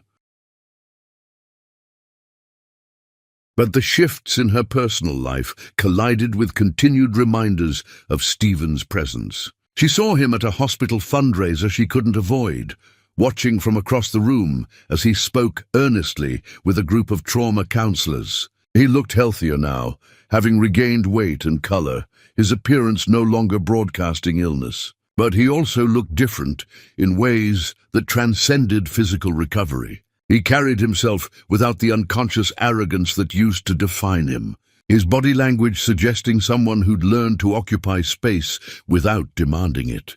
Their eyes met once across the crowded room, and Stephen raised his glass slightly in acknowledgement before turning away, not pursuing contact, not forcing conversation, just existing in the same space without making it about her.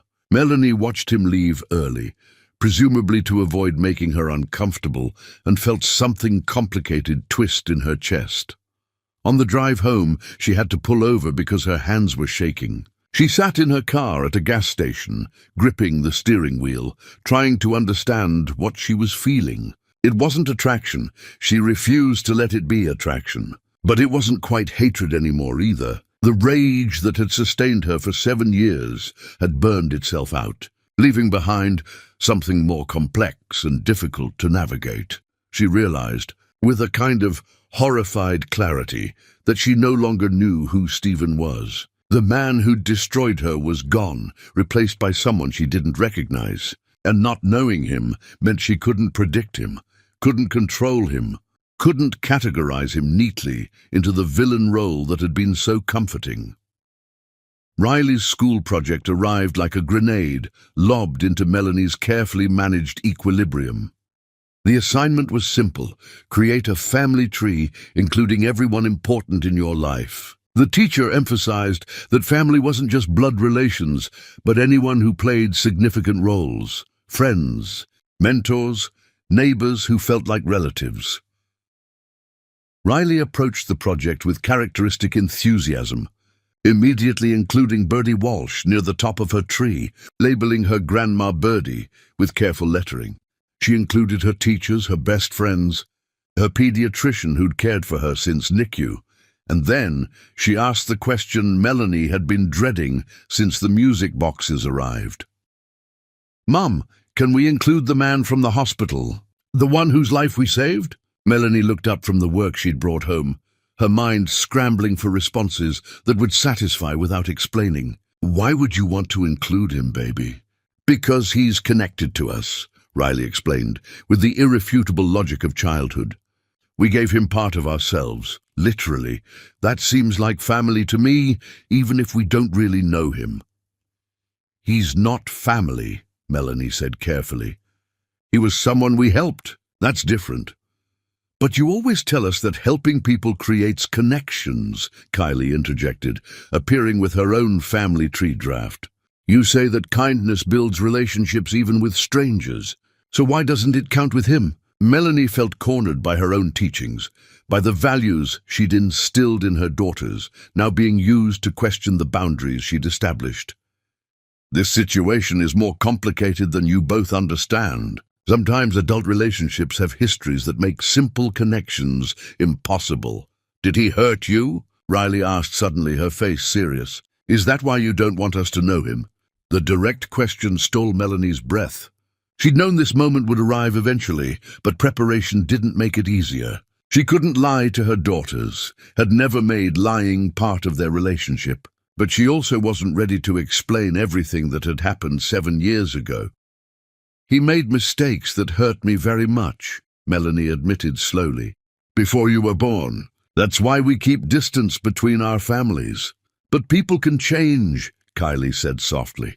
"You always tell us that people can learn and grow and become better. Did he not become better?" The question, delivered with such innocent hope, cracked something fundamental in Melanie's defenses. Her daughters were better people than she was. They possessed grace and forgiveness that she'd locked away years ago in favor of survival. They saw the world with possibility she'd forgotten existed. "I don't know if he's better," Melanie confessed. I don't know who he is now. I only know who he was, and that person wasn't someone I could trust.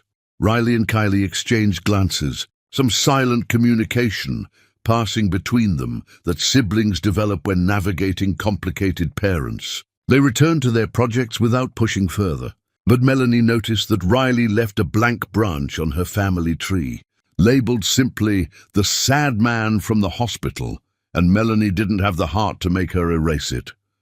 That night, after the girls were asleep, Melanie stood at her bedroom window, looking out at the Victorian mansion's grounds, at the security lights illuminating her carefully cultivated gardens. At the walls, she'd built both literal and metaphorical.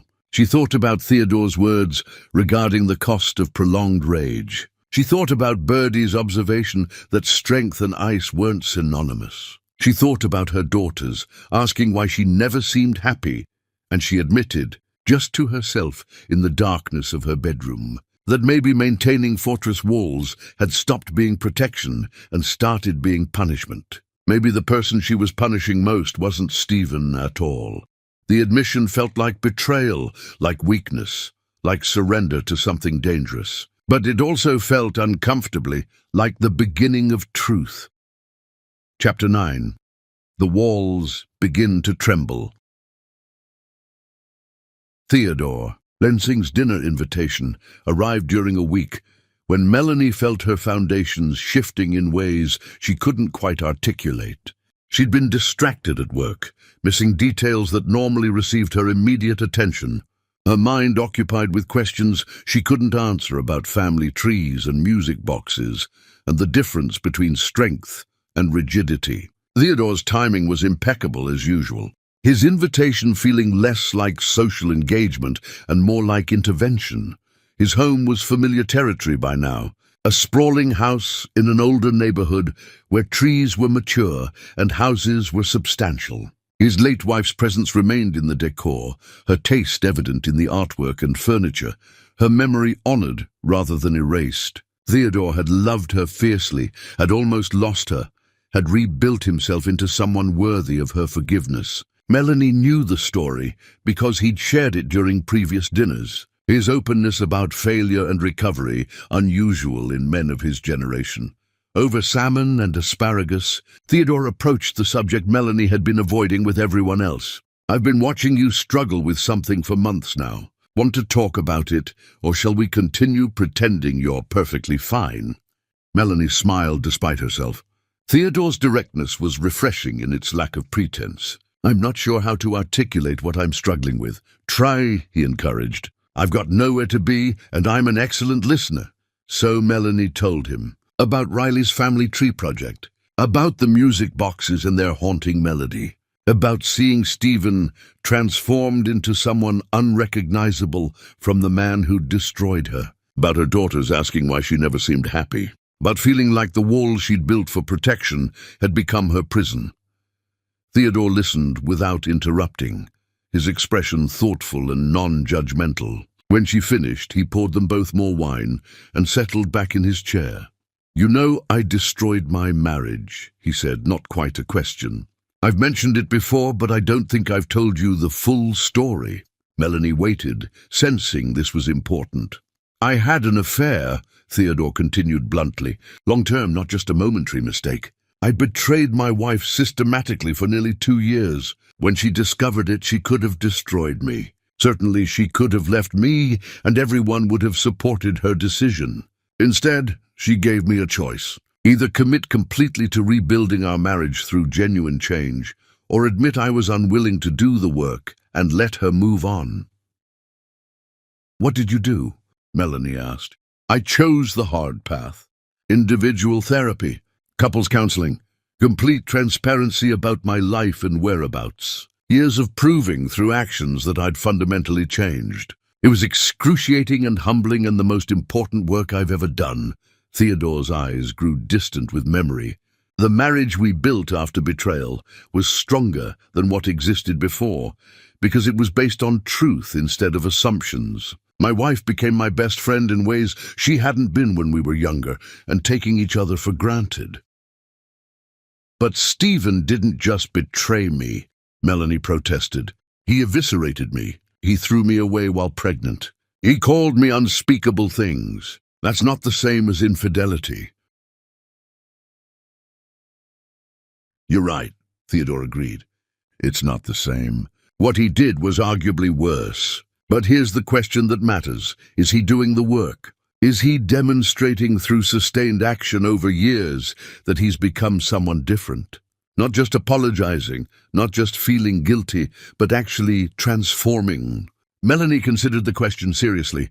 Stephen had sold his family legacy, enrolled in social work school, dedicated himself to service, maintained respectful distance despite clearly desperate to be closer, written articles about accountability and change, transformed his appearance and lifestyle and entire social circle. Yes, she admitted slowly, he seems to be genuinely different. Then the question isn't whether he deserves forgiveness, Theodore continued. The question is whether you deserve to move past the trauma of what happened. Whether carrying that rage for the rest of your life serves you or destroys you. Whether your daughters benefit from watching their mother live in permanent defensive crouch. Forgiveness feels like betraying myself, Melanie confessed. Like saying what he did was acceptable. Forgiveness isn't about condoning past actions, Theodore corrected gently. It's about releasing yourself from the obligation to keep punishing someone. It's choosing your own peace over their continued suffering. It's decidedly selfish, actually, which is why it's so powerful. The words settled into Melanie's consciousness like seeds, requiring time to germinate. She drove home processing the conversation, pulling into her driveway to find Riley and Kylie still awake, despite the late hour, peering out their bedroom window. "Mom!" Riley called as Melanie entered the house. "There's someone at the gate." Melanie's protective instincts flared immediately. She checked her security system and saw a figure standing just outside her property's entrance, illuminated by motion-activated lights. Stephen. Of course it was Stephen.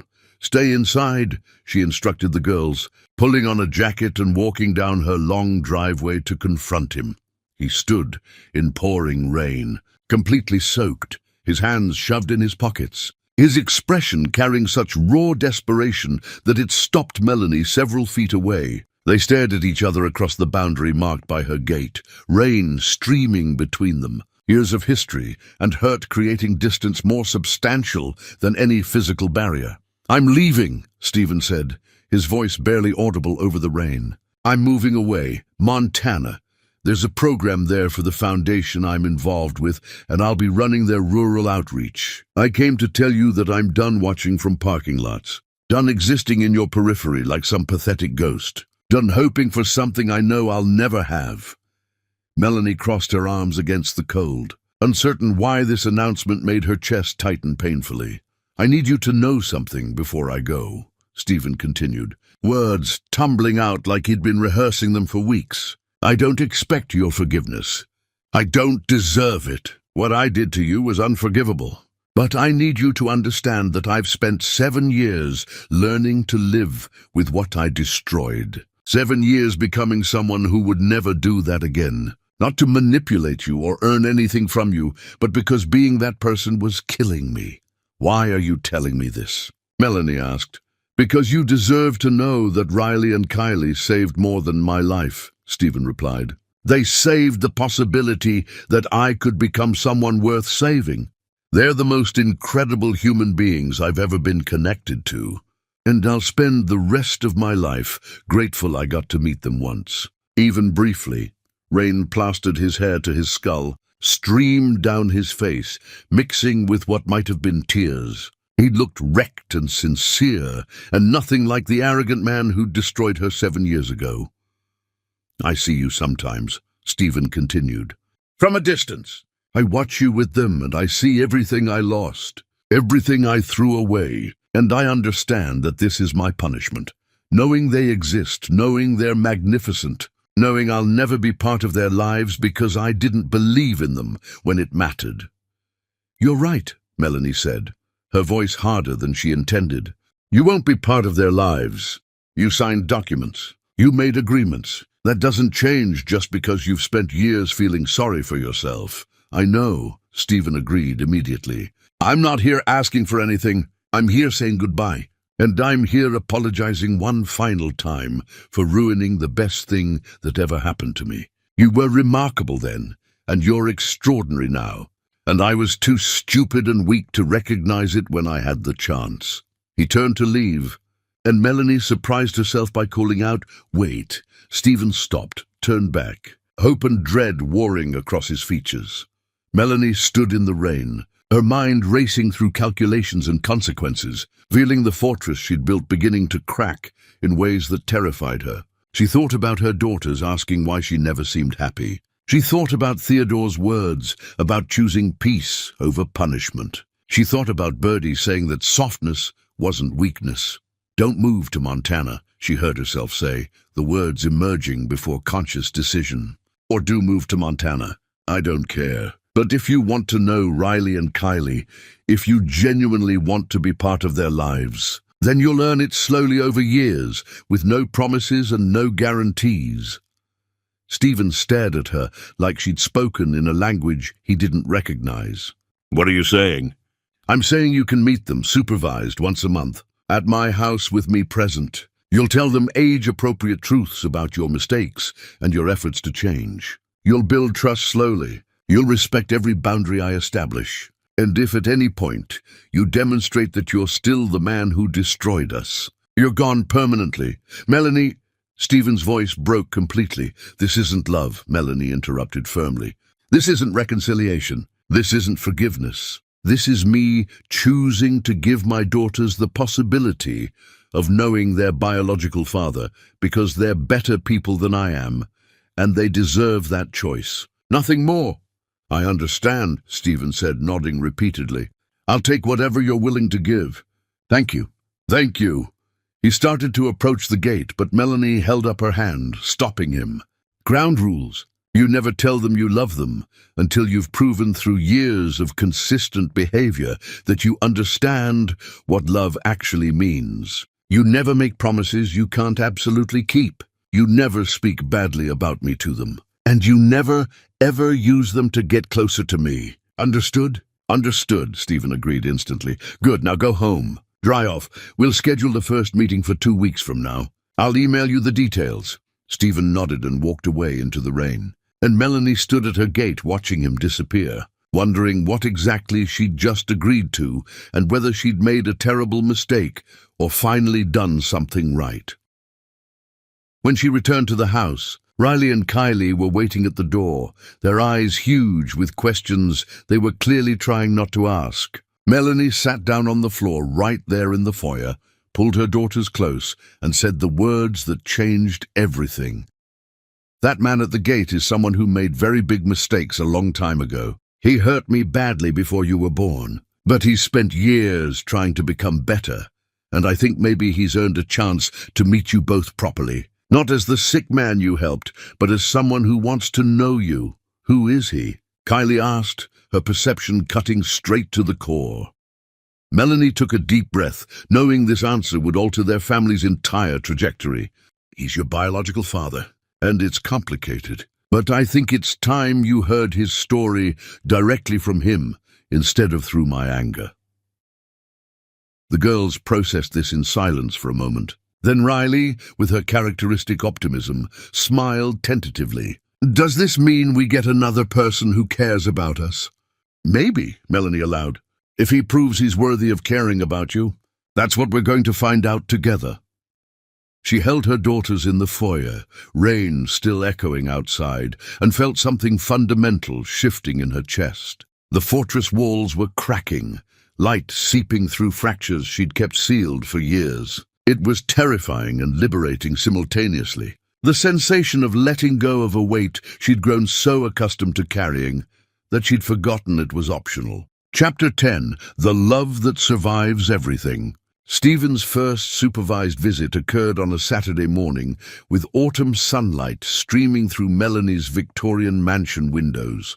He arrived exactly on time, his hands trembling as he rang the doorbell, carrying nothing except nervous energy that was almost palpable. Melanie answered. her expression neutral, gesturing him inside without warmth but without active hostility either. Riley and Kylie sat on the living room couch, their faces showing curiosity mixed with understandable anxiety. They'd spent weeks processing the information that this man was their biological father, working through questions with Melanie's careful guidance. "Hi," Stephen said, his voice catching. "I'm Stephen. It's good to see you both again." "Hi," Riley replied, always braver. "Mum says you're our dad, but also that you made really big mistakes and hurt her a lot." Stephen sat in the chair Melanie indicated, keeping physical distance. "That's exactly right. I did hurt your mother terribly.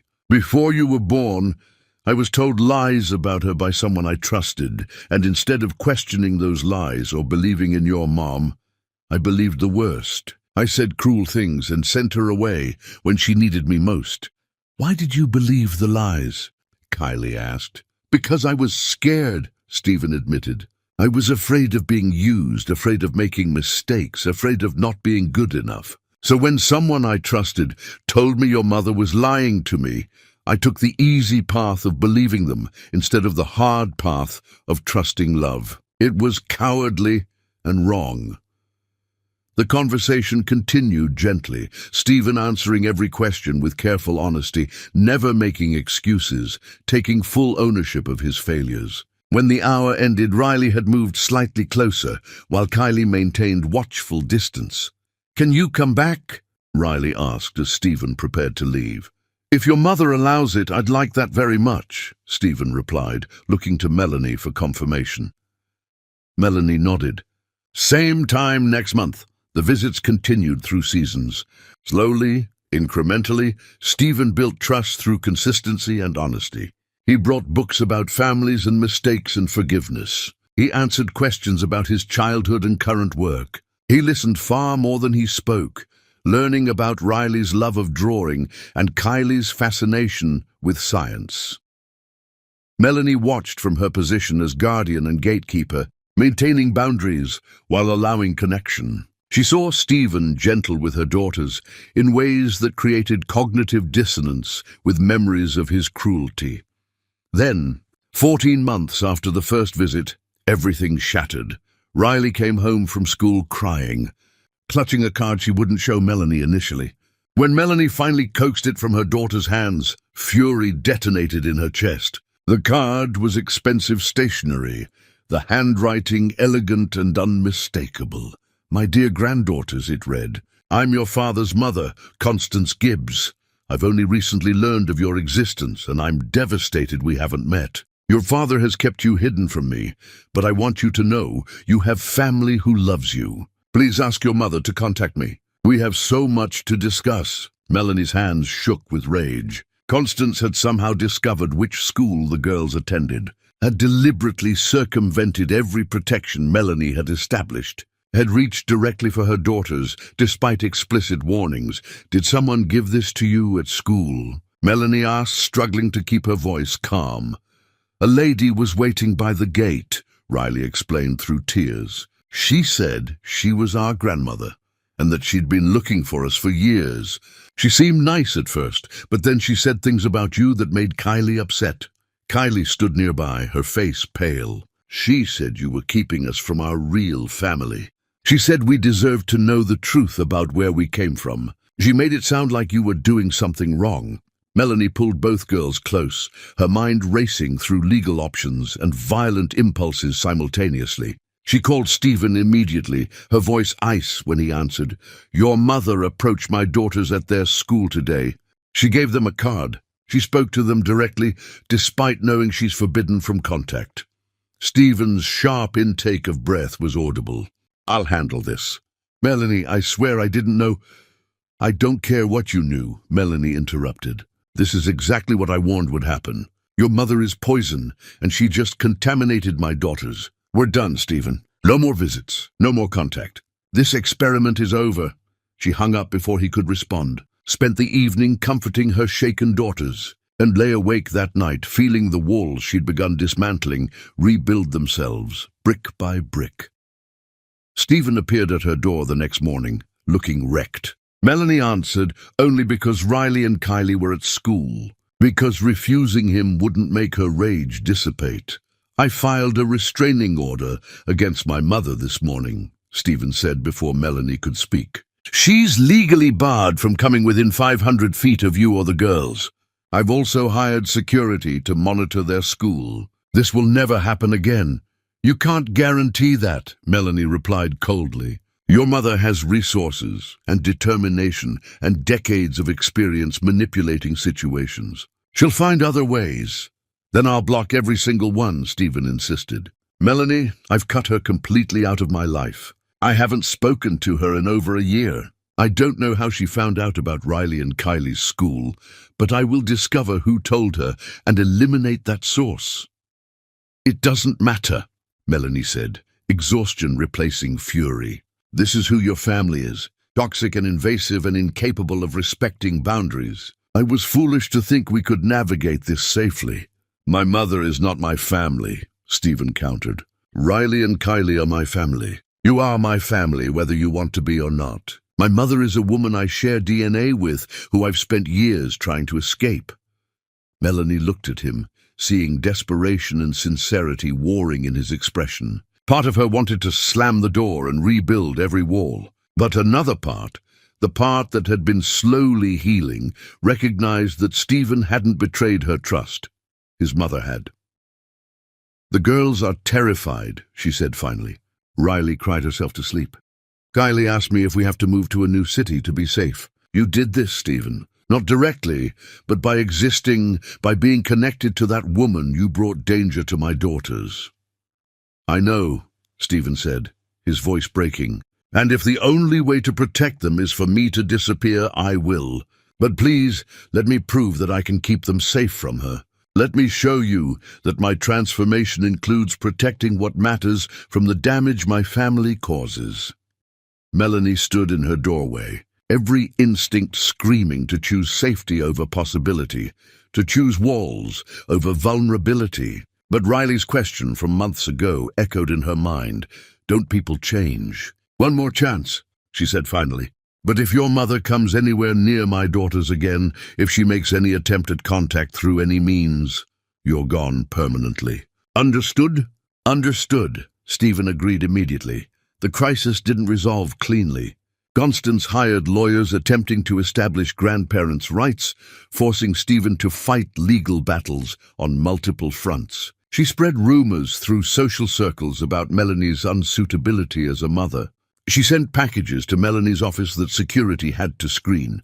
Stephen dealt with each attack methodically, documenting everything, building legal cases, exhausting his resources to contain his mother's vindictiveness.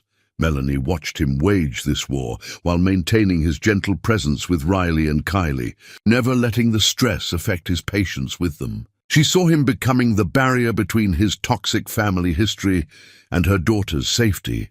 Slowly, over many more months, trust rebuilt. Not easily, not quickly. Melanie had moments where panic would seize her, where she'd want to cancel visits and retreat. But Stephen remained steady, remained consistent, remained exactly who he'd promised to become. On Riley and Kylie's 8th birthday, nearly 2 years after that first supervised visit, Stephen sat on Melanie's porch steps after the celebration ended, watching the girls chase fireflies. I used to imagine futures with you, Stephen said quietly. Before I destroyed everything, I imagined growing old together, raising children, building a life. Those dreams felt dead for years. Melanie sat beside him, maintaining careful distance. They are dead. That version of us doesn't exist anymore. I know, Stephen agreed. But maybe there's a different version, one built on truth instead of illusion. One where we both know exactly who the other person is, including all the broken parts. Melanie watched fireflies rise into darkening sky, feeling something shift in her chest that felt terrifyingly like hope. I'm not ready for anything romantic. I may never be ready. What you did to me doesn't disappear just because you've changed. I understand, Stephen said. I'm not asking for romance. I'm just asking if you think someday, maybe in years from now, we might look at each other and see partners instead of just co-parents. if healing might eventually include that possibility. I don't know, Melanie admitted, the words feeling like both truth and progress. Ask me again in another year, or 2 years, or 5. Maybe by then I'll have an answer. Stephen nodded, accepting the uncertainty. They sat together watching their daughters play, the air fragrant with summer ending and autumn approaching, fireflies rising like wishes into darkness. Melanie didn't promise him anything except this moment, this evening, this tentative possibility that pain didn't have to last forever, and that sometimes, maybe people really could transform into someone worth knowing again.